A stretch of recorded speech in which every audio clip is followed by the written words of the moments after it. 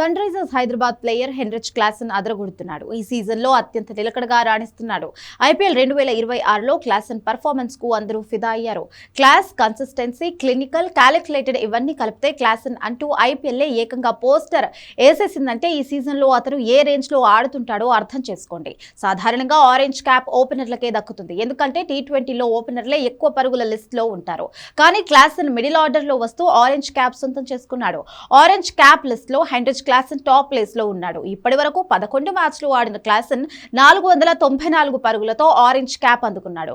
69 highest తో 54.89 average, 157.32 strike rate తో రాణించడం విశేషం. క్లాసన్ ఇన్నింగ్స్ లో 36 ఫోర్లు, 23 సిక్సర్లు ఉన్నాయి. ఒక్క సెంచరీ కూడా లేకుండా 5 హాఫ్ సెంచరీలతో క్లాసన్ ఆరెంజ్ క్యాప్ అందుకున్నాడు. ఈ సీజన్ ఆరంభ మ్యాచ్ ఆర్సీబీతో మొదలుకొని పంజాబ్ కింగ్స్ వరకు జరిగిన మ్యాచ్ల్లో ఒక్క కేకేఆర్ మ్యాచ్ మినహా అన్నిటిలోనూ క్లాసన్ రాణించాడు.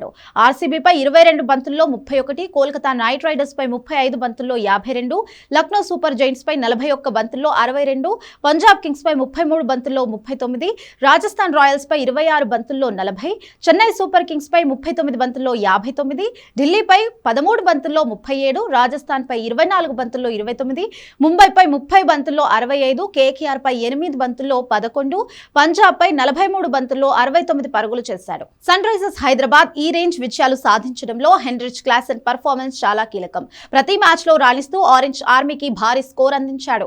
ఇంటర్నేషనల్ క్రికెట్ కు దూరమైన తరువాత క్లాసన్ కేవలం లీగ్ మ్యాచ్ల్లోనే ఆడుతున్నాడు.